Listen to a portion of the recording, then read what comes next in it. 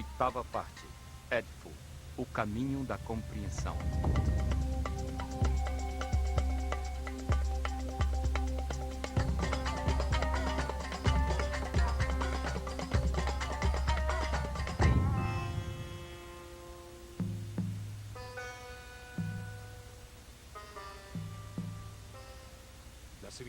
A civilização egípcia, guiada pelos sacerdotes da escola de mistérios de O Olho de Horus, se baseava em uma crença fundamental, a de que o homem encarna diversas vezes para viver um processo de aperfeiçoamento que o leva de sua animalidade original à sabedoria e à imortalidade. Esse caminho evolutivo tem 7 fases, 7 níveis determinados pela sabedoria que já acumulou, pela frequência com que vibra e pela quantidade de energia vital que pode processar. A sabedoria alcançada, decorrência das verdades que comprovou em cada vida, permite-lhe passar cada vez mais tempo em um estado de paz interior e, com isso, aumentar aos poucos sua frequência de vibração. De forma gradual, vai aumentando a quantidade de energia vital que pode processar e distribuir em seu sistema nervoso. Cada vez usa um chakra mais alto entre os 7 localizados em sua coluna vertebral para captá-la, e sua aura ou campo eletromagnético pessoal vai crescendo proporcionalmente. As circunstâncias que o homem vive, os processos pelos quais deve passar, com o objetivo de evoluir e de adquirir sabedoria, foram estabelecidos por Deus de forma perfeita. Os egípcios acreditavam que a energia que flui de Deus e que se manifesta de diversos modos determina os processos a que cada espírito é submetido. O universo seria como uma fábrica de consciências, submetida a uma série de processos lineares.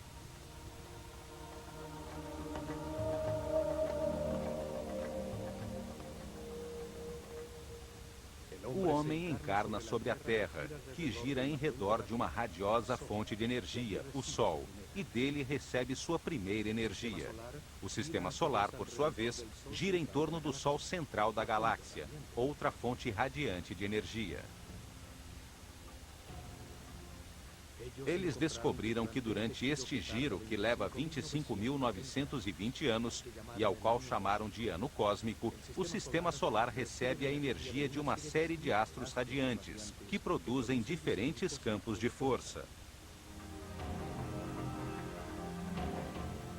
Dividiram esse percurso em 12 setores, 12 forças fundamentais que o planeta recebe nos 2.160 anos de cada travessia, cada um produzindo diferentes processos e circunstâncias que o homem deve viver e que são parte de uma linha de montagem da consciência.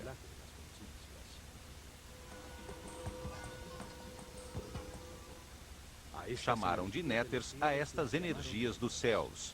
A cada uma das que iam identificando, davam um nome e uma figura simbólica. Assim, podiam reconhecer suas características e apresentar-lhes suas oferendas e referência. Em consequência, sua civilização estava orientada para os céus, e seus processos coletivos eram determinados pelos astros. Os sacerdotes sabiam que quanto mais energia de um dos fogos do céu, de uma das estrelas ou constelações, o homem recebesse, mais benefícios teria. Por isso, as estrelas que se situam sobre o eixo de giro do planeta, as estrelas polares que permanecem fixas no mesmo ponto durante milhares de noites, davam um tratamento especial.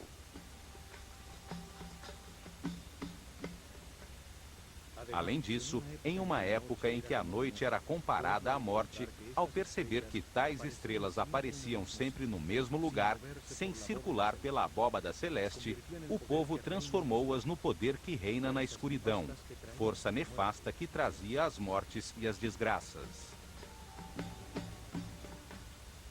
Esta série de forças que impulsionava os processos e eventos mais difíceis da vida eram comandadas por uma figura simbólica, a que chamaram de Set, raiz do Satã atual. Set, o Senhor da Escuridão, o poder que atravanca o avanço do homem, que o submerge em paixões animais, fazendo com que permaneça estacionado na ignorância. Tinha uma função importantíssima no universo egípcio. Levava o homem a cometer erros, induzia a condutas agressivas e desrespeitosas, que apenas produziam dor, sofrimento, angústia e medo. Os resultados destas condutas erradas angustiavam ao homem, trazendo sofrimento e impulsionando-o a procurar o caminho da paz e da felicidade. Compreendia que com seus atos agressivos para com os outros, somente estava se machucando. Então, mudava, e a força da luz iluminava sua consciência.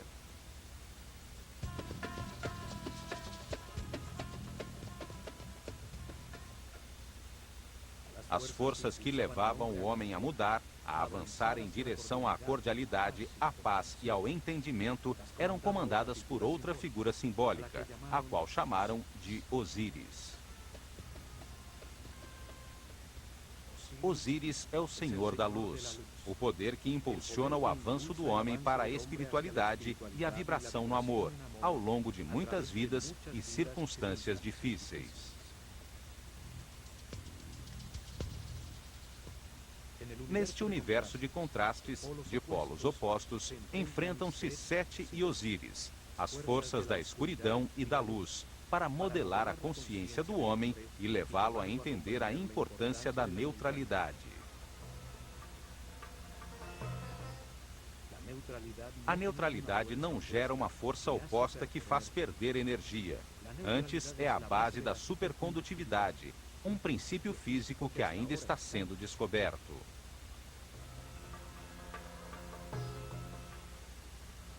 A neutralidade implica em respeitar os demais. Implica em ter consciência para não intervir nem impedir os seus processos do destino, as situações difíceis que o homem precisa viver para aprender. A neutralidade implica em compreensão de como funciona o universo, aceitação de que tudo o que acontece é perfeito e tem um propósito de amor, porque foi desenhado por Deus, que é amor.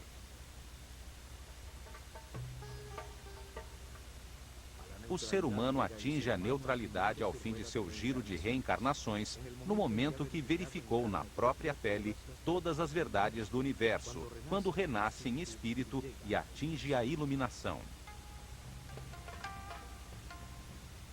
Este momento é simbolizado por Horus, um falcão dourado que a tudo vê, tudo sabe, que voa sobre os contrastes e as limitações naturais do universo. Isso porque não apresenta resistência.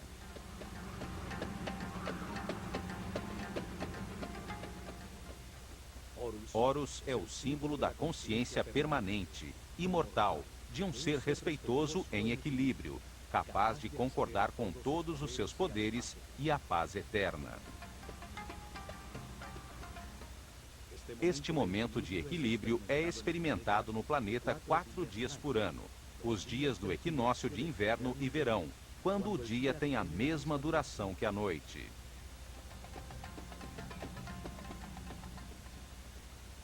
Em Edfu, construíram um templo para comemorar o nascimento de Horus, venerar e estudar o momento final do caminho evolutivo. O templo tem seu eixo e seus pórticos orientados para o ponto no horizonte por onde surge o sol no equinócio de verão.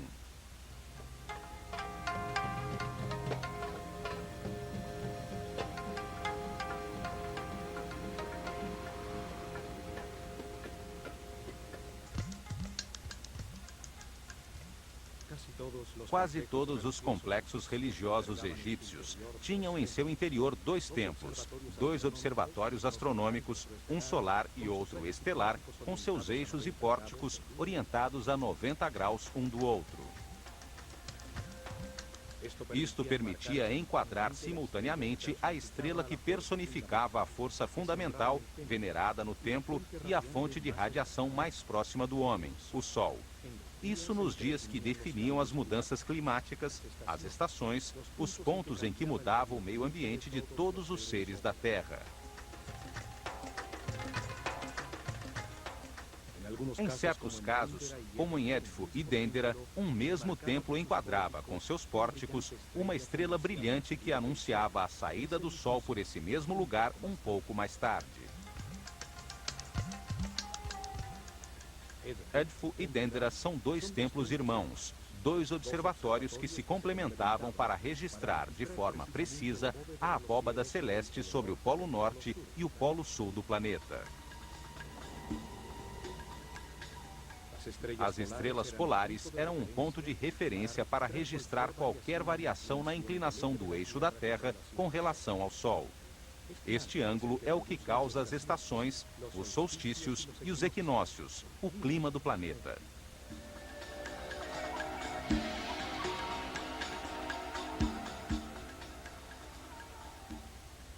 O estudo e registro destas estrelas fixas e sua relação com o Sol e com as outras estrelas era muito importante, pois qualquer variação em seu movimento habitual antecipava grandes mudanças na vida do homem. Eram as estrelas nefastas, as das grandes mudanças. Foram localizados a uma distância precisa de forma a produzir uma diferença de 1 grau exato em sua latitude. Dendera se localiza nos 26 graus e Edfu nos 25 graus de latitude ao norte do Equador.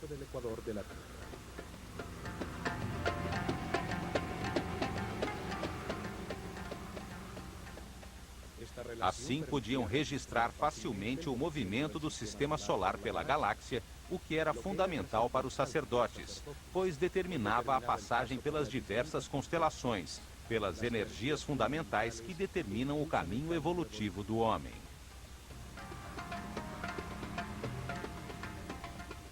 As mudanças de era, a passagem de uma constelação zodiacal a outra, determinaram as etapas em que os sacerdotes revelaram os mistérios do universo a seu povo.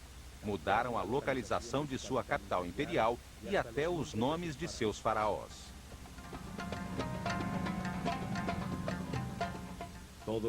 Todos os templos que construíram enquadravam em seus pórticos um setor do céu, por onde se movimentavam os mazarotes, os fogos do firmamento, permitindo-lhes registrar seus movimentos com facilidade.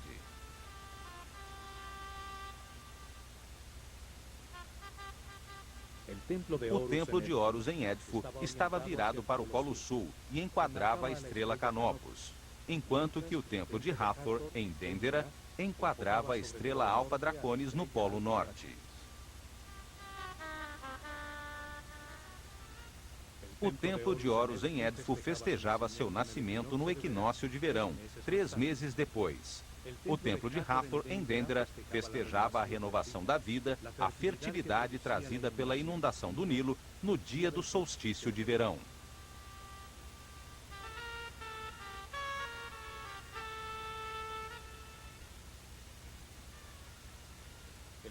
O templo secundário, dedicado a Ísis em Dendera, enquadrava a estrela Sírio às noites sobre o horizonte, sua personificação no céu, que com sua reaparição anunciava a enchente do Nilo, e ao amanhecer, o surgimento do sol no dia do solstício de verão.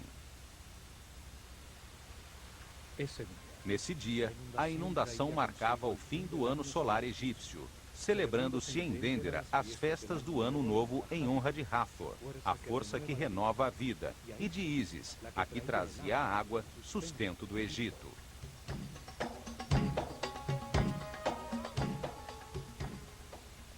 Três meses depois, o templo de Neftis em Edfu, do qual só existe a base, enquadrava o ponto do horizonte por onde aparecia a estrela Procyon, que anunciava o tempo de semear e, ao amanhecer, o surgimento do sol no dia do equinócio de inverno.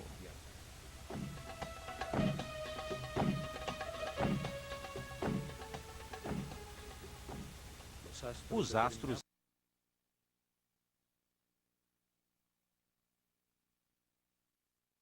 em 21 de abril, no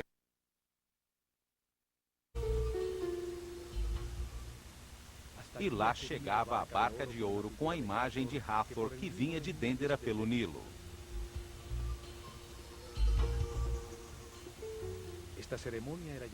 Esta cerimônia era chamada de Festival do Belo Encontro, quando Hathor, a força da vida, festejava em Édifo a culminação do processo que ela havia iniciado.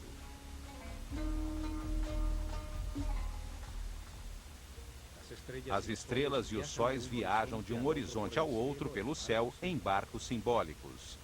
As imagens que estas estrelas representavam, como Hathor ou dentro de barcas de ouro, em procissões pelo Nilo.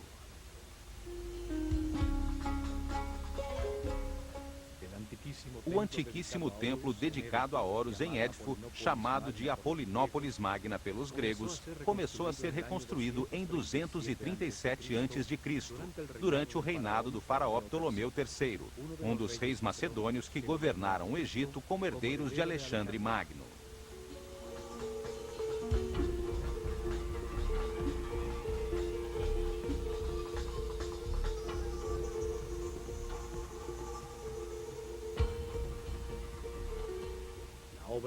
A obra durou 180 anos, terminando em 57.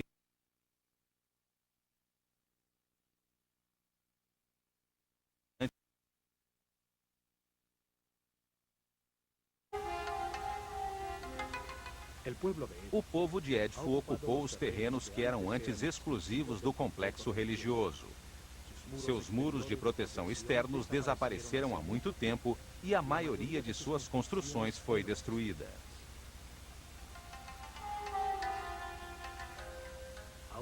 O templo principal, dedicado a Horus, o Falcão Dourado, permanece ainda intacto. Foi reconstruído pelos Ptolomeus, paralelo ao Nilo, no mesmo local onde existira um templo mais antigo.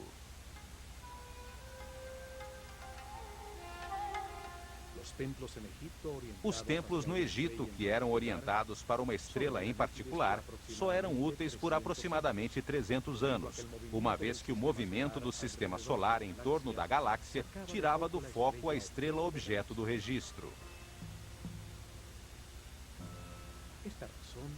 Por este motivo, desmontado e reconstruído com seu eixo ajustado em aproximadamente 4 graus. Por esta razão, são encontradas pedras marcadas por faraós anteriores nas bases dos novos templos. Era como girar o telescópio.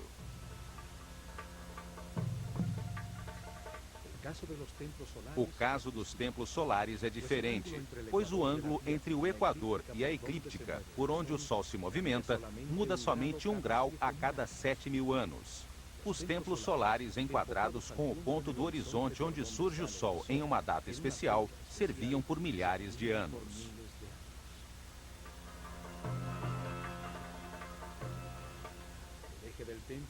O eixo do templo está orientado para os 86,5 graus sudoeste.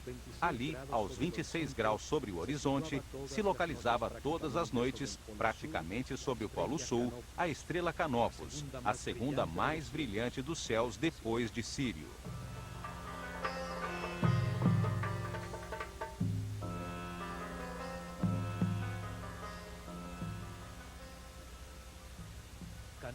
Canopus, Alfa Cariani, situa-se a 74 anos-luz da Terra e é a estrela mais brilhante da constelação de Carina, antes conhecida como Argo Navis, guia do navio Argos, no qual Jasão e os argonautas embarcaram para encontrar o véu dourado.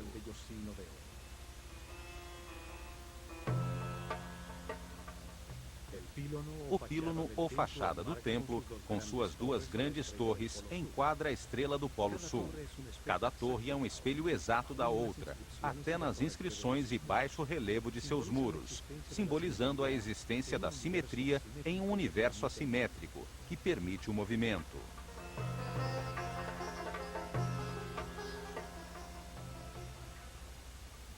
Na frente, a figura do faraó esgrime uma espada para os inimigos do Egito com um gesto ameaçador, em um símbolo recorrente desde a época de Nárnia.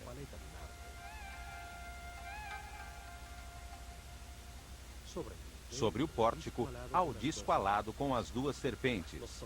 As duas torres produzem a imagem nos hieroglifos de um horizonte entre montanhas que enquadram o sol.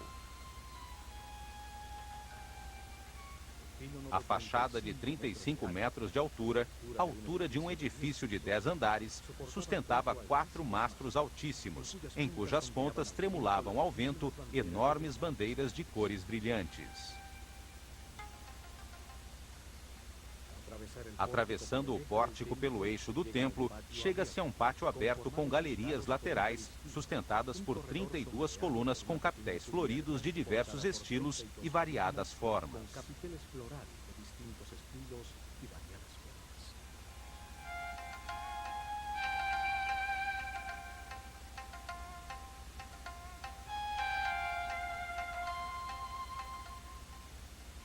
Na fachada interior do pílono, que se abre sobre o pátio interior, as imagens talhadas também estão dispostas simetricamente, como em um espelho, variando apenas as formas simbólicas sobre suas cabeças.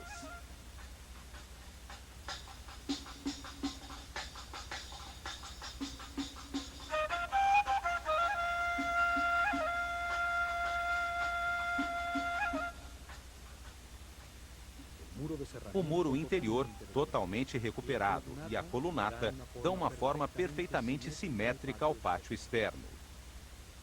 O equilíbrio do conjunto enche de harmonia o espaço onde os iniciados recebiam suas lições. As diferentes cenas talhadas em baixo relevo explicam o processo evolutivo do homem, suas relações com as forças dos céus, a luta entre o espírito e a matéria que permite que se encontre a verdade através dos opostos.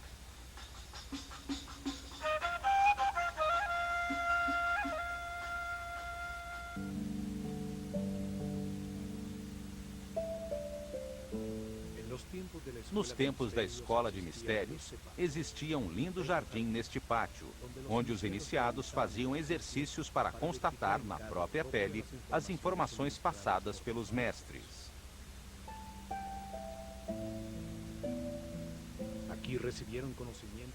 Aqui recebiam conhecimentos correspondentes ao seu nível de consciência. Trabalhavam sob a direção do mestre do misticismo, dedicando-se ao objetivo principal da neutralidade num mundo bipolar.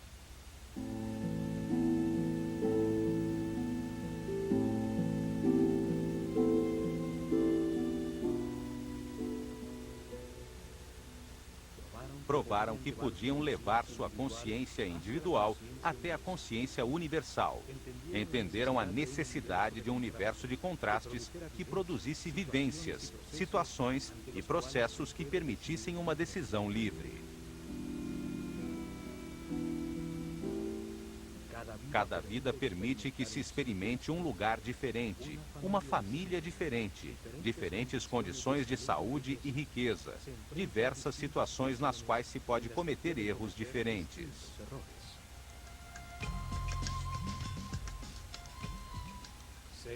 Sete é derrotado na consciência do homem graças aos erros cometidos por ele ao longo de muitas reencarnações. A comparação dos resultados obtidos com sua atuação produz a compreensão, a luz na mente.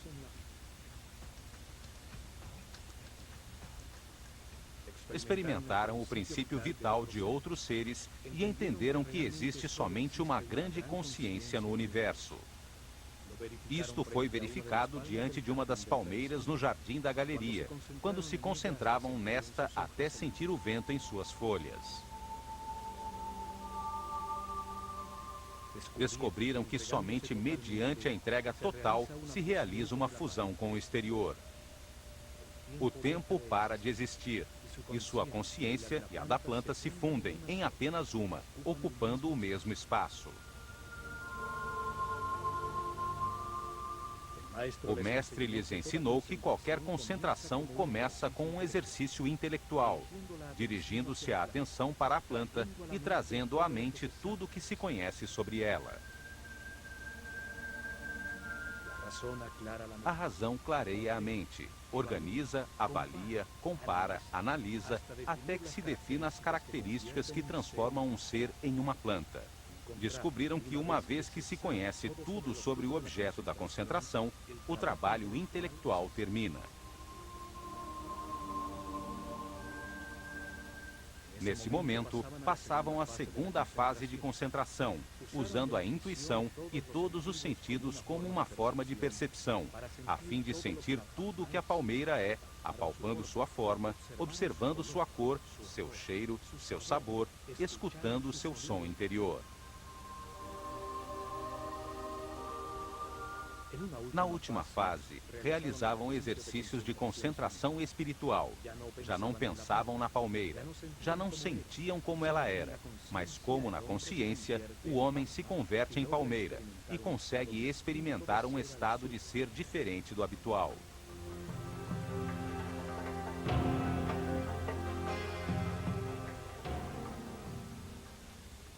Nesse estado, o ego desaparecia e o iniciado se encontrava com o seu eu superior.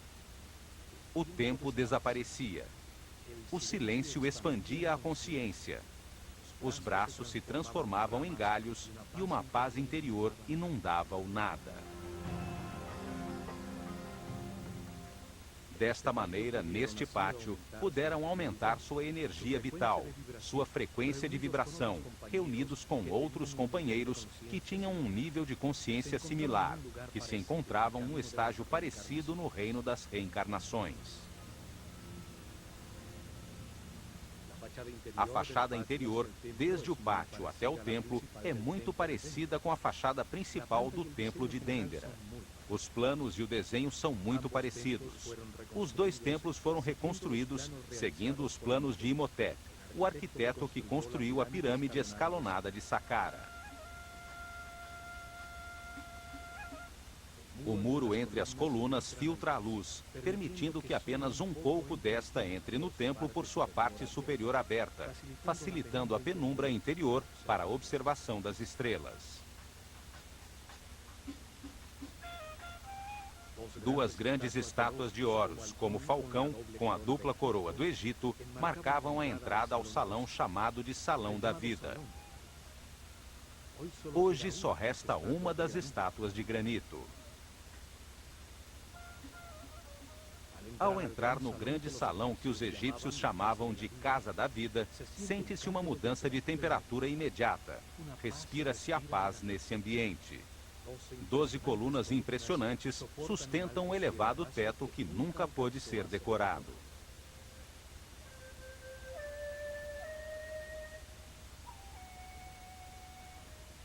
Ao percorrer-se este salão, utilizado no trabalho diário pelos iniciados do templo, as altas colunas, com seus belos capitéis, produzem uma sensação de equilíbrio e de permanência. Assim como em Dendera, este salão tem uma pequena capela para guardar os papiros, nos quais os escribas trabalhavam e que eram necessários para as lições com os discípulos do templo.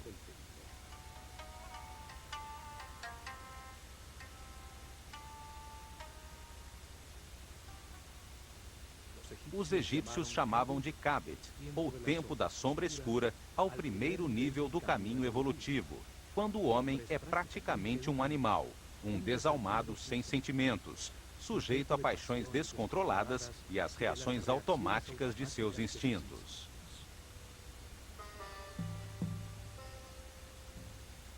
Seus atos de ira, ódio, instintos desenfreados lhe conduzem a resultados insatisfatórios, angústia, sofrimento, solidão e infelicidade. Depois de muitas vidas, está saturado de sofrer e compreende que ao ferir os outros, somente produz sua própria infelicidade. Neste momento, seu espírito renasce no segundo nível de consciência, chamado de Ba, ou tempo da sombra clara. Então descobre seus sentimentos, aprende a querer. No entanto, não controla suas emoções. Encontra-se ainda no inferno da vida. Ao ascender ao terceiro nível, chamado de tempo do coração que respira, O pêndulo o leva ao extremo oposto. Transforma-se em um ser bom que vive preocupado com os outros, tentando resolver os problemas deles e fazendo-os evitar as situações dolorosas da vida. Também não consegue ser feliz, pois sua paz depende de outras pessoas. No entanto, não as respeita. Quer mudar a vida dos outros conforme ele acredita que deveriam viver.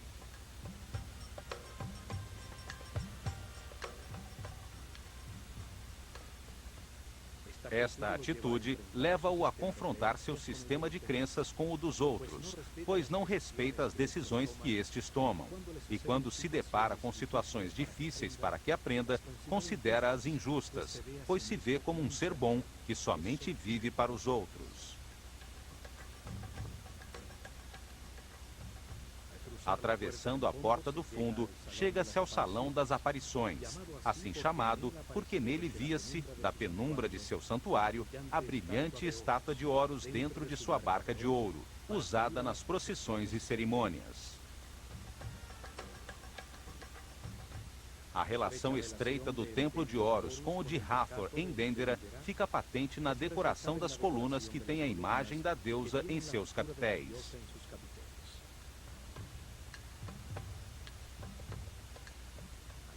Do lado esquerdo está o salão de recepção das oferendas do povo, com sua porta externa, e o salão onde se armazenava e se preparava o incenso.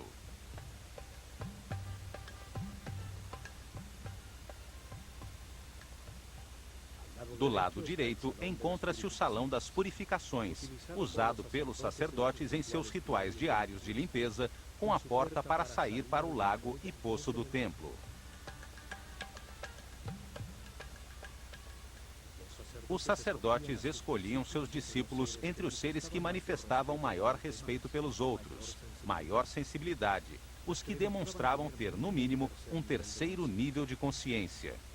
Forneciam-lhes informações e a forma de verificá-las pessoalmente.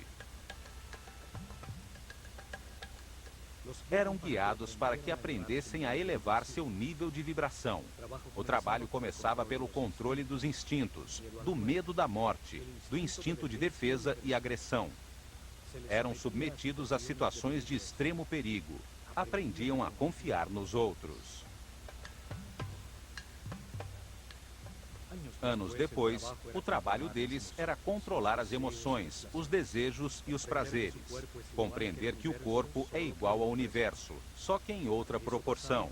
Para isso, passavam por templos como o de Kon Ombo, Philae, Der El-Bahri e Luxor. Chegavam então ao quarto nível de consciência, chamado de Sekken, onde com outros seres nascidos nesse nível eram dirigidos pelo mestre das medidas. Este lhes ensinava como o nome e o número determinam a forma de tudo que existe.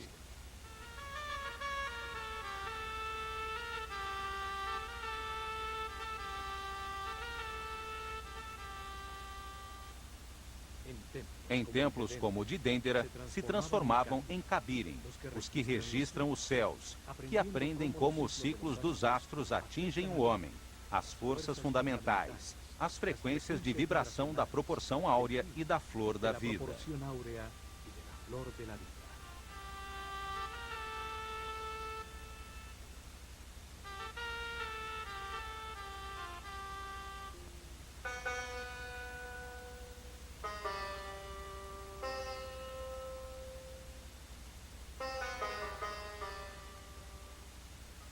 Depois do Salão das Aparições está o Corredor das Escadas, que tem um esquema exatamente igual ao de Dendera.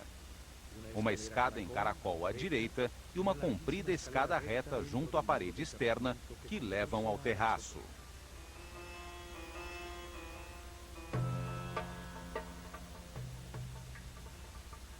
Pela escada em caracol, subia a procissão com a barca de Horus até o terraço do templo para aguardar a aparição do sol nos dias de equinócio, e pela escada reta ela descia.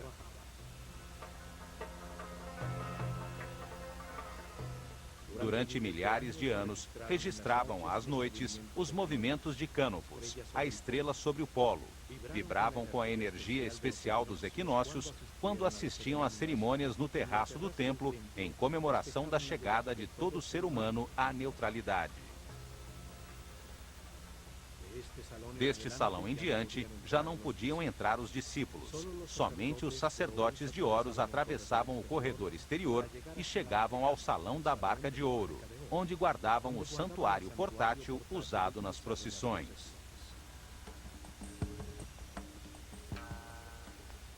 Uma reprodução moderna encontra-se nesta capela e nos dá uma ideia bem aproximada do tamanho e da forma originalmente usada.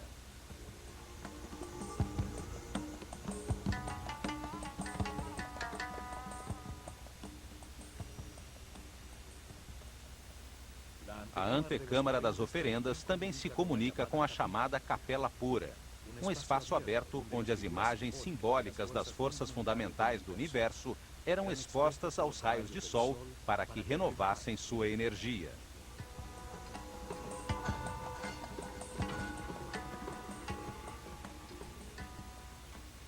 Os muros do templo estão repletos de baixos relevos, usados para explicar os mistérios do universo, a razão da reencarnação, a forma de chegar ao fim do caminho e converter-se em super-homem.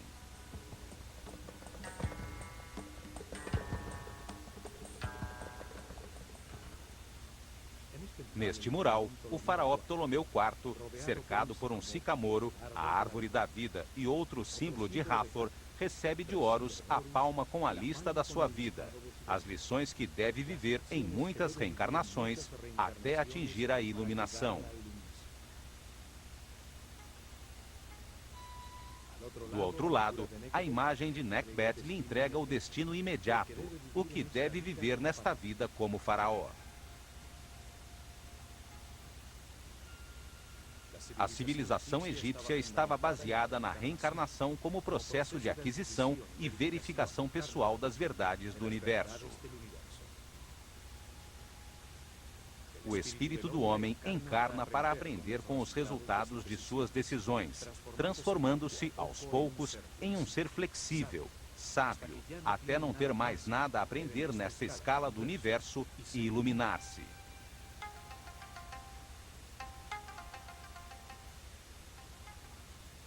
Da claridade exterior até a penumbra do Sancta Sanctorum, o nível do chão vai subindo para permitir que, a partir dali, o sacerdote pudesse observar o céu enquadrado nos pórticos, sobre a cabeça dos discípulos participantes nas cerimônias.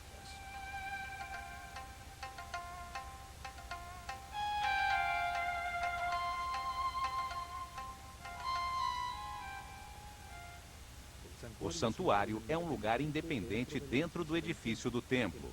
Os raios de sol entram do alto por uma das janelas redondas no teto, iluminando os coloridos muros de outrora.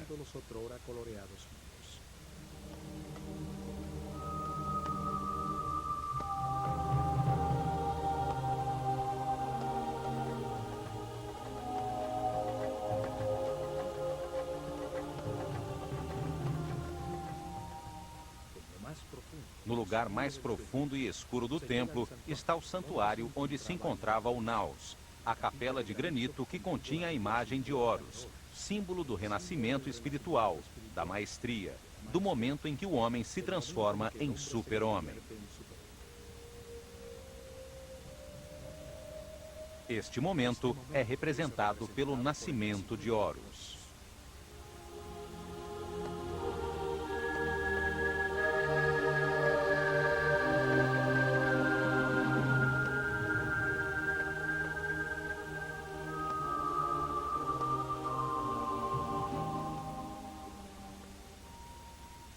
Aqui, do outro lado do santuário, encontram-se cenas talhadas que fazem referência ao momento da iluminação.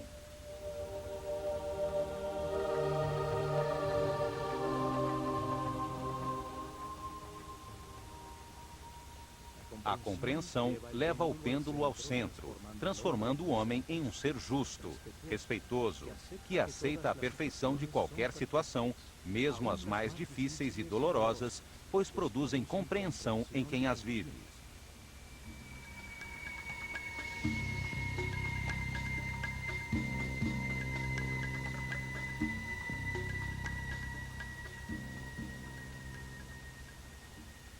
O mal se converte em bom, o bom em justo, e por último, o justo em sábio.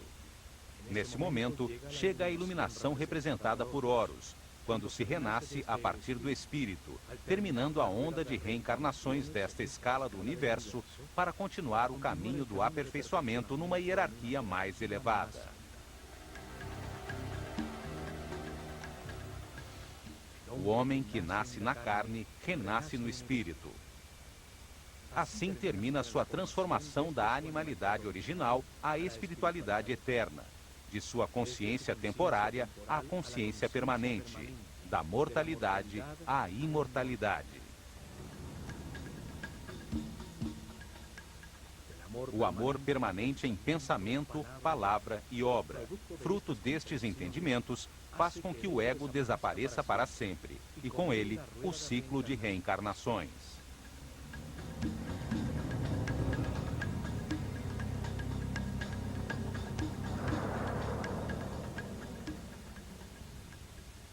Em volta do santuário, encontra-se uma série de capelas dedicadas às forças e princípios fundamentais que intervêm no processo evolutivo da consciência.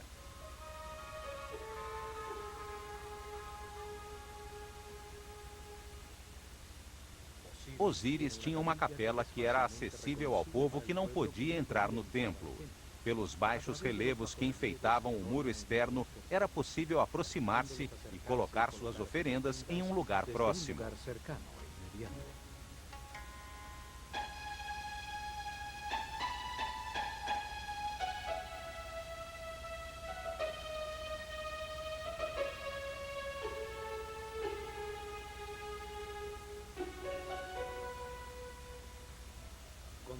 Khonsu tem outra capela. É o filho de Mut, a característica feminina do Deus único, e de Amon-Ra, a característica masculina. Sua união cria a consciência do homem. Khonsu é o nome que davam a uma consciência recém-nascida quando começa o seu percurso evolutivo.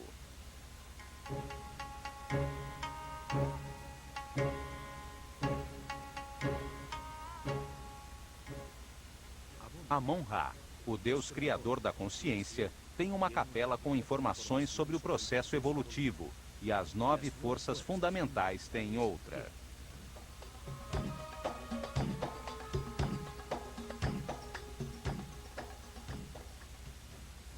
A capela central é dedicada a Horus. Em seus muros, encontra-se o conhecimento adquirido sobre o significado da iluminação como o momento final desta escala na realidade.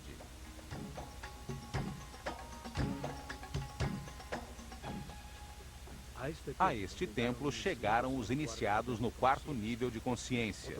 Outros poucos alcançaram o 5º nível, o chamado tempo dos Sahu.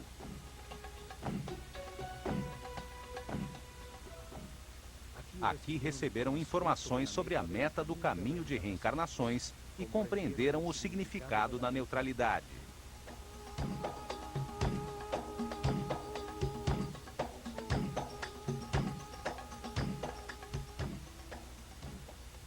Depois, seguiram em seu caminho de aperfeiçoamento.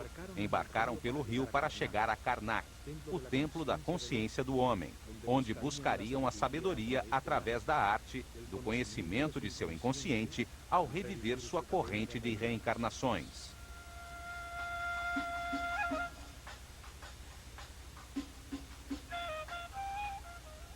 Foram vibrando em amor, certos de que, como todos os homens, algum dia renasceriam espiritualmente e chegariam à iluminação, abrindo a porta para a escala seguinte do universo.